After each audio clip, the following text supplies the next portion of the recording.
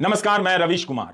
लोकसभा में बसपा सांसद दानिश अली का मामला भले ही पहला हो, लेकिन संसद के बाहर ऐसे कई मामलों से मिलाकर देखेंगे तो पता चलेगा कि इन सभी का आपस में संबंध है, राजनीतिक स्तर पर, सोच के स्तर पर और इन मामलों में कार्रवाई करने के बजाय समर्थन करने के स्तर पर। आप इस घटना को मुजफ्फरनगर की घटना से भी मिलाकर देखिए, जब प्राइवेट स्कूल की टीचर छात्रों से कहती हैं कि सभी बारी बारी से आएं और एक मुस्लिम छात्र को थप्पड़ मारें। इसका वीडियो वायरल है। दानिश अली को जब बीजेपी के सांसद रमेश बिधूड़ी आतंक और धर्म से जोड़कर गाली दे रहे हैं, उसका भी वीडियो वायरल है। आप इन दोनों वीडियो को एक साथ मिलाकर देखिए। इन दोनों मामलों में बयानबाजी, बहाने और कार्रवाई को देखेंगे तो साफ नजर आएगा कि सांप्रदायिकता संसदीय हो गई है, सामाजिक तो हो ही चुकी थी। संयोग की बात है कि आज सुप्रीम कोर्ट में मुजफ्फरनगर की इस घटना पर सुनवाई चल रही थी और उस दूसरी तरफ खबर आ रही थी कि बीजेपी के मुख्यालय में जेपी नड्डा के सामने रमेश बिधूड़ी की पेशी हो रही है। क्या हुआ नहीं मालूम। आज सुप्रीम कोर्ट ने मुजफ्फरनगर के मामले में लीपापोती की तमाम कोशिशों को उधेड़ कर रख दिया। सुप्रीम कोर्ट को यह भी बताना पड़ा कि पुलिस को इन मामलों में कौन सी धाराएं लगानी चाहिए। साफ है कि इस तरह के सामान्य आरोपियों को भी संरक्षण दिया जा रहा है तो सांसद के खिलाफ क्या ही कार्रवाई होगी, आप समझ सकते हैं। सुप्रीम कोर्ट ने आज उस असंतुलन को बदल दिया, वरना उसके पहले मुजफ्फरनगर की टीचर तृप्ता त्यागी और बीजेपी के सांसद रमेश बिधूड़ी एक ही तरफ नजर आ रहे थे, जिनके खिलाफ कोई कार्रवाई मुश्किल से होती लग रही थी, और दूसरी तरफ वो मासूम मुस्लिम बच्चा और सांसद दानिश अली नजर आ रहे थे, जिन्हें इंसाफ की कोई उम्मीद नहीं है। हम आज के इस वीडियो में दोनों मामलों को लेकर विस्तार से बात करेंगे। 28 अगस्त के हमारे वीडियो में आप मुजफ्फरनगर के गांव खोबापुर के इस कांड के बारे में विस्तार से जाकर देख सकते हैं। ये तस्वीरें उसी वीडियो से हमने ली हैं। जिस तरह से इस केस को मैनेज किया गया और समाप्त मान लिया गया, आज सुप्रीम कोर्ट ने उसकी पोल खोल दी और जांच की दिशा भी तय कर दी। सुप्रीम कोर्ट के जस्टिस अभय एस ओका और जस्टिस पंकज मिथिल की बेंच तुषार गांधी की याचिका पर सुनवाई कर रही थी। याचिका में मांग की गई है कि मुजफ्फरनगर मामले में कार्रवाई की जाए। जस्टिस ओका ने कहा कि एफआईआर जिस तरह से दर्ज की गई है, हमें उससे काफी आपत्ति है, क्योंकि पहली शिकायत में लिखवाया गया है कि शिक्षक ने एक धर्म के विरुद्ध आपत्तिजनक टिप्पणी की थी। असंज्ञेय रिपोर्ट में भी यही आरोप था, फिर भी एफआईआर में यह आरोप नहीं है। यहां तक कि वीडियो का ट्रांसक्रिप्ट भी नहीं लिखा गया है। अब आप सोचिए, एफआईआर भी काफी देर से दर्ज की गई। सुप्रीम कोर्ट ने कहा इस एफआईआर में धारा 153A होनी चाहिए थी, जिसका संबंध धर्म, जाति, जन्म, स्थान, निवास, भाषा आदि के आधार पर विभिन्न समूहों के बीच शत्रुता को बढ़ावा देने और सद्भाव बिगाड़ने के मामले से है। इसमें 3 साल तक की जेल की सजा का प्रावधान है। जस्टिस ओका ने कहा कि शिक्षा के अधिकार के अलावा इसमें शिक्षा की गुणवत्ता का मामला भी है। अगर एक टीचर छात्रों को एक सहपाठी को मारने के लिए कह रही हैं, तो क्या यह क्वालिटी एजुकेशन हो सकती है? उन्होंने तीसरा सवाल उठाया कि क्या बच्चा अभी भी स्कूल जा रहा है, वो वहां अब नहीं जा सकता है। उन्होंने कहा कि राज्य को बच्चे की शिक्षा का जिम्मा उठाना चाहिए। सुप्रीम कोर्ट के जस्टिस अभय एस ओका ने कहा कि अगर आरोप सही है तो इससे राज्य की अंतरात्मा हिल जानी चाहिए। कोर्ट ने कहा कि बच्चे को मारने पर पूरी तरह प्रतिबंध है। इस हिसाब से भी अगर यह आरोप सही है तो उसके साथ बहुत ही बुरा बर्ताव किया गया है। इस सुनवाई के दौरान जस्टिस ओका ने एक बेहद अहम और बुनियादी सवाल उठाए। उन्होंने पूछा कि जिसे मारा गया और जिन बच्चों ने मारा है, क्या दोनों के लिए मनोचिकित्सक या चाइल्ड काउंसलर का इंतजाम किया गया है? यह बहुत जरूरी मामला है और सबके हित में है। जिन बच्चों ने उठकर अपने सहपाठी को धर्म के नाम पर थप्पड़ मारे हैं, वे भी मासूम हैं। उन पर बहुत बुरा असर पड़ सकता है। कोई भी मां बाप नहीं चाहेगा कि उसका बच्चा दंगाई मानसिकता का शिकार हो। आज उससे थप्पड़ मारने को कहा जा रहा है, कल उससे तलवार और चाकू चलाने के लिए भी कहा जा सकता है। इस संदर्भ में देखिए तो जस्टिस ओका का यह सवाल बहुत जरूरी है। आप देखिए कि कैसे इन बातों को राज्य हल्के में ले रहा है। अतिरिक्त सॉलिसिटर जनरल KM नटराज ने सुप्रीम कोर्ट में कहा कि इस मामले में धर्म के एंगल को बढ़ा चढ़ाकर पेश किया गया है। जस्टिस ओका ने कहा कि वीडियो के ट्रांसक्रिप्ट में इस तरह से लिखा हुआ है, इस घटना को हल्के में नहीं ले सकते। अगर यह घटना सच है, अगर टीचर ने बच्चों से कहा है कि यह एक खास समुदाय से है और उसे मारो, तो किस तरह की शिक्षा दी जा रही है? कोर्ट ने कहा कि इसकी जांच वरिष्ठ IPS अफसर करेंगे और मामले की जानकारी कोर्ट को दी जाती रहेगी। 1 हफ्ते के भीतर जांच होनी चाहिए। काश ऐसी ही सख्त आवाज लोकसभा के स्पीकर की तरफ से आती और ऐसी कार्रवाई होती कि हमेशा के लिए हर किसी को संदेश जाता कि सदन के भीतर एक समुदाय को लेकर जिस तरह से बीजेपी सांसद रमेश बिधूड़ी ने कहा है, उसे अब बर्दाश्त नहीं किया जाएगा। क्या दानिश अली को अपने उस सदन के मुखिया से यह सब सुनने को मिलेगा जिसके वे सदस्य हैं? शुक्रवार को राहुल गांधी दानिश अली के घर चले गए, उनका हौसला बढ़ाया। इतना तो दानिश अली की पार्टी की अध्यक्ष मायावती ने भी नहीं किया। इस मामले में मायावती का ट्वीट बेहद कमजोर लगा। यही नहीं, लोकसभा में कांग्रेस के नेता अधीर रंजन चौधरी ने भी दानिश अली के समर्थन में और उनके इंसाफ के लिए स्पीकर को पत्र लिखा। डीएमके सांसद कनिमोई, राष्ट्रवादी कांग्रेस की सुप्रिया सुले, तृणमूल कांग्रेस की अपरूपा पोद्दार ने स्पीकर को पत्र लिखा है। 4 दलों के सांसद ने रमेश बिधूड़ी के खिलाफ विशेषाधिकार के हनन का प्रस्ताव लाने की मांग की है।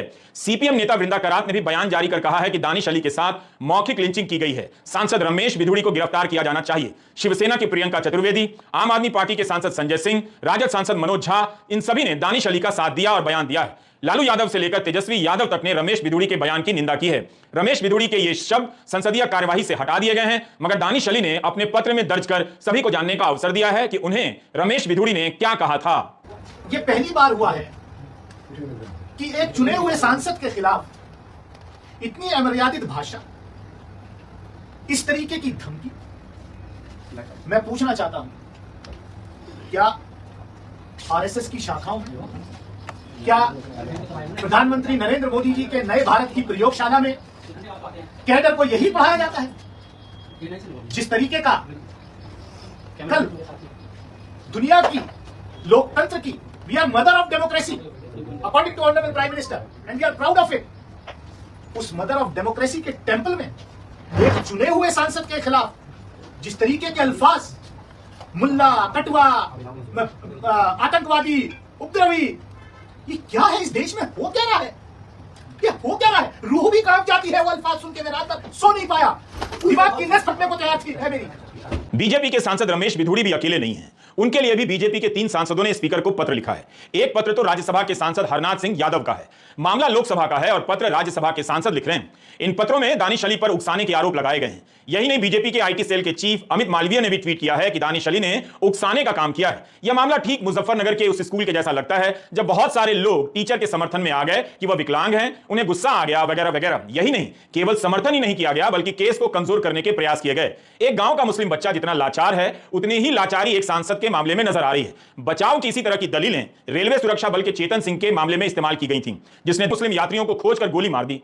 लेकिन जब कार्रवाई हुई तो उसके भीतर सांप्रदायिक जहर का राज खुलने लगा। गोदी मीडिया और हाउसिंग सोसाइटी के अंकिल, पार्कों में टहलने वाले रिटायर्ड अंकिल जिस तरह से एंटी मुस्लिम धारणाओं का प्रसार करते हैं, उन सब ने नफरत और जहर को इतना नॉर्मल बना दिया है, पारिवारिक बना दिया है कि अच्छा खासा जीवन जी रहा आपका चेतन सिंह हत्यारा बन जाता है और अब वो जेल में है। यही समझने की बात है कि सांप्रदायिकता केवल समर्थक पैदा नहीं करती है बल्कि आप में से बहुत कुछ को हत्यारा बना देती है। बीजेपी के सांसद निशिकांत दुबे ने स्पीकर को जो पत्र लिखा है उसे गौर से पढ़ेंगे तो तमाम दलीलें उसी तरह की लगेंगी जो तृप्ता त्यागी और चेतन सिंह के बचाव में इस्तेमाल की जाती रही। किसी तरह बचाना है, जिसे गाली दी गई है, जिसे थप्पड़ मारा गया है, जिसे गोली मार दी गई है, उसी को अपराधी साबित कर देना है। कुछ ऐसे तर्क गढ़ने हैं जिससे उसके प्रति सहानुभूति का दिखावा भी पैदा ना हो। बीजेपी के 2 सांसद निशिकांत दुबे और रवि किशन ने पत्र लिखा है। इन पत्रों से साफ है कि इस पूरे मामले को विवादास्पद बनाया जा रहा है। एक तरफ बिधूड़ी के बयान की निंदा भी की जा रही है, मगर उससे ज्यादा इस पर जोर दिया जा रहा है कि दानिश अली ने टोका टाकी की, सामने वाले को उकसाया, यानी कसूर दानिश अली का ही बड़ा लगता है, वही कसूरवार है, इसकी जांच होनी चाहिए। इस पत्र का टोन इस तरह का लगता है कि मामले को विवादास्पद बना दिया जाए, एक दूसरा पक्ष भी खड़ा कर दिया जाए ताकि जो कहा गया है उसकी निंदा करते हुए कहने वाले का बचाव किया जा सके। बीजेपी के सांसद इन पत्रों के जरिए रमेश बिधूड़ी के लिए बचाव का घेरा बना रहे हैं। जिस सांसद को धर्म और आतंक के नाम पर गाली दी गई वह अब उस लाल घेरे में दिखाया जा सकता है जिनसे अक्सर कसूरवार या अपराधियों को चैनलों में दिखाया जाता है। शर्मनाक होने के इतिहास में यह मामला खासा ऐतिहासिक होता जा रहा है। आप निशिकांत दुबे हैं, बीजेपी सांसद। यह सारी तस्वीरें आपके ट्विटर हैंडल से ली गई हैं। बीजेपी के सांसद निशिकांत दुबे ने लोकसभा अध्यक्ष को जो पत्र लिखा है वह रमेश बिधूड़ी के शब्दों से ज्यादा चिंतित करने वाला है। निशिकांत दुबे ने रमेश बिधूड़ी के बयान की निंदा की है, मगर कहानी बनाई है कि जब वे भाषण दे रहे थे तो लगातार टोका टोकी चल रही थी, जिसके कारण बहस गर्मा गर्मी में बदल गई और उन्होंने कुछ आपत्तिजनक शब्द कह दिए जिसकी मैं निंदा करता हूं। निशिकांत दुबे इससे आगे यह भी लिखते हैं कि इसके तुरंत बाद सदन की गरिमा को बहाल करने वाले दूत की तरह राजनाथ सिंह गंभीरता से माफी भी मांगते हैं, बिधूड़ी के बयान की कड़ी निंदा करते हैं। संसदीय परंपराओं की तारीफ करते हुए निशिकांत दुबे इसका भी जिक्र करते हैं कि इन शब्दों को सदन की कार्रवाई से हटा दिया गया। कुल मिलाकर अपने पत्र के 4 पैराग्राफ में निशिकांत दुबे यही कहते हैं कि रमेश बिधूड़ी ने गलत किया, गलत शब्दों का इस्तेमाल किया, मगर यह नहीं कहते कि उन्होंने माफी नहीं मांगी। यह कहते हैं कि उनके बदले राजनाथ सिंह ने माफी मांगी। निशिकांत दुबे लिखते हैं कि सांसद की धार्मिक और सांस्कृतिक मान्यताओं को लेकर टिप्पणी की गई जिसका मैं विरोध करता हूं। पत्र का आधा से अधिक हिस्सा यह बताने में खर्च हुआ कि रमेश बिधूड़ी ने गलत बोला है, लेकिन उसके बाद निशिकांत दुबे लिखते हैं कि यह देखना चाहिए कि किन हालात में रमेश बिधूड़ी ने आपत्तिजनक शब्द कहे।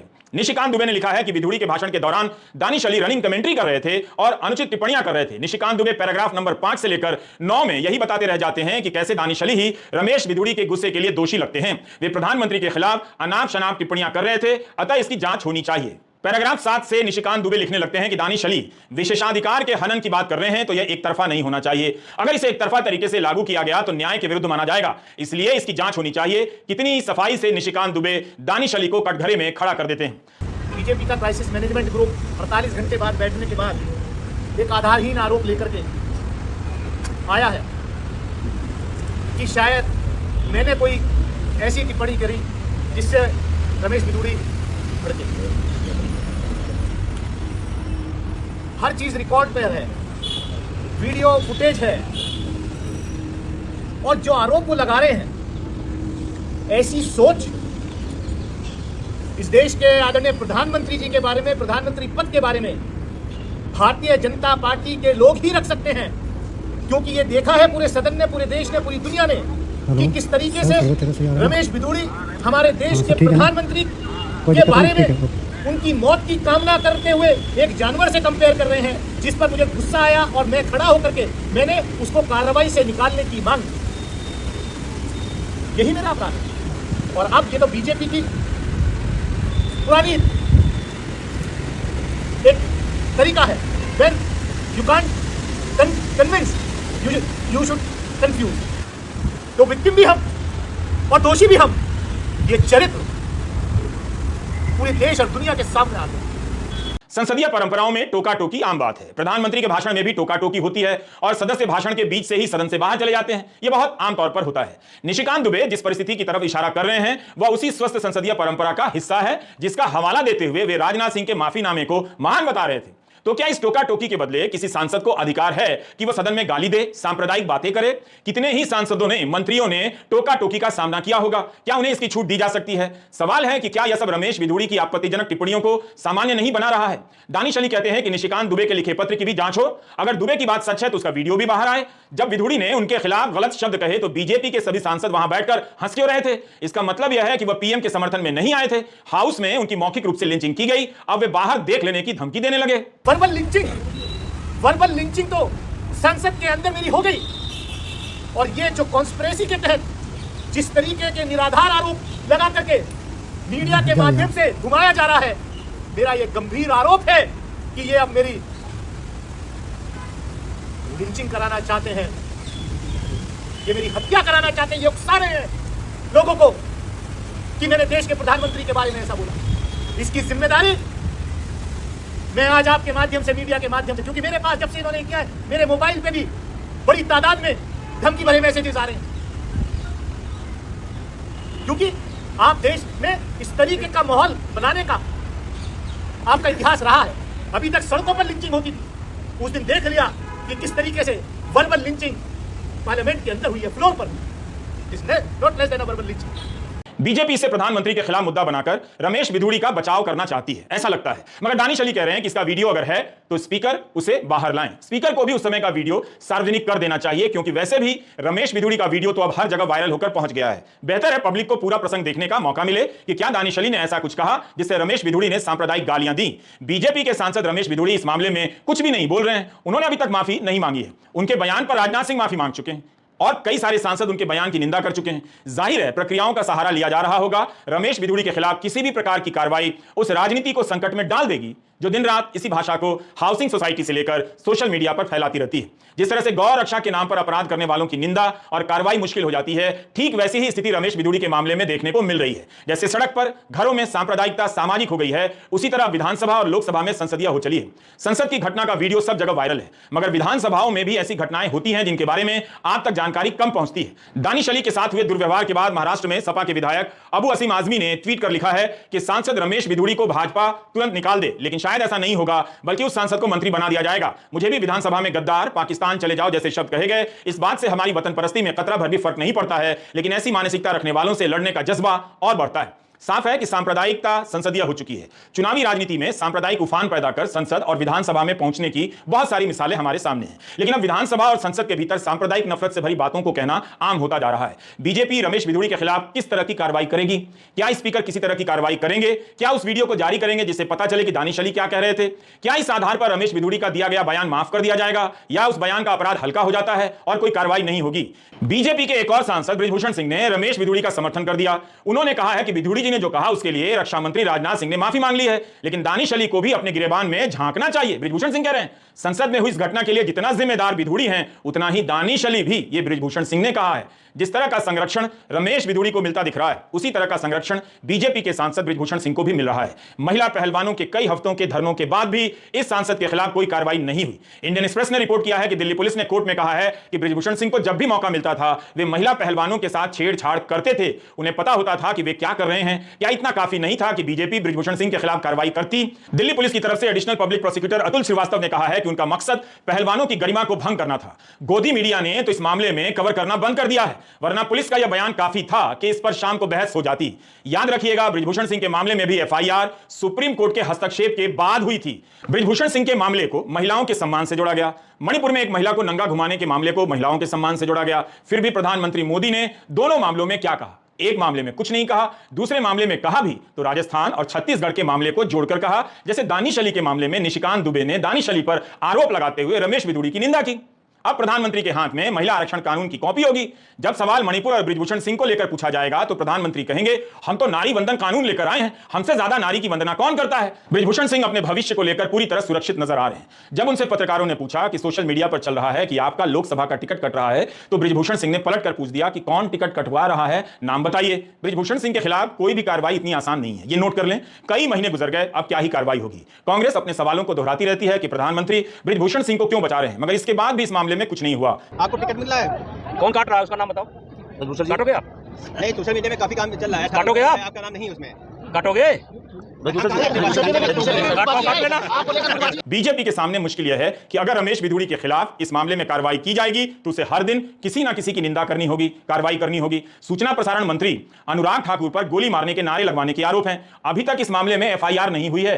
दिल्ली पुलिस को अक्टूबर में इस पर सुप्रीम कोर्ट में जवाब देना है। जाहिर है, अनुराग ठाकुर ने कथित रूप से यह नारा किसी समुदाय के खिलाफ ही लगाया था, उन्हें कैबिनेट मंत्री बना दिया गया, तो रमेश बिधूड़ी पर कैसे कार्रवाई हो सकती है? एक सवाल और है, सुप्रीम कोर्ट आए दिन कहता रहता है कि हेट स्पीच के खिलाफ कार्रवाई हो, पुलिस खुद से मामले दर्ज करे और जांच शुरू कर दे, लेकिन रमेश बिधूड़ी ने तो संसद के भीतर कह दिया वह भी हेट स्पीच ही है, उस पर कार्रवाई कैसे होगी? सदन की कार्रवाई से निकाल दिए जाने के बाद भी यह वीडियो वायरल है और देखने वालों को शर्मिंदा कर रहा है कि देश की संसद में ऐसा कहा गया। केवल उन लोगों को गर्व हो रहा है जो दिन रात नफरती जहर फैला रहे हैं, वही लोग जो हाउसिंग सोसाइटी के व्हाट्सएप ग्रुप में इसे फैलाते हैं, जिसे लेकर अगली सुबह पार्कों में रिटायर्ड अंकिल उसकी वाहवाही करते रहते हैं। और अब तो ये लोग कहा करेंगे कि सांप्रदायिकता संसदीय हो गई है। संसद की नई इमारत ने शुरुआत में ही इसकी परंपरा डाल दी है। नमस्कार, मैं रवीश कुमार।